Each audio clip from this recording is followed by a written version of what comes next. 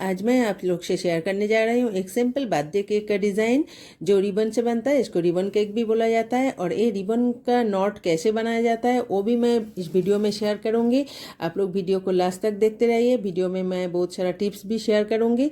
Video अच्छा लगे तो वीडियो को फ्रेंड्स एंड फैमिली के साथ में शेयर जरूर कीजिएगा और आप लाइक भी कीजिएगा वीडियो को, और चैनल अच्छा लगे तो चैनल को सब्सक्राइब भी कीजिएगा। मैं इस तरह का केक डेकोरेटिंग आइडिया शेयर करते रहती हूँ।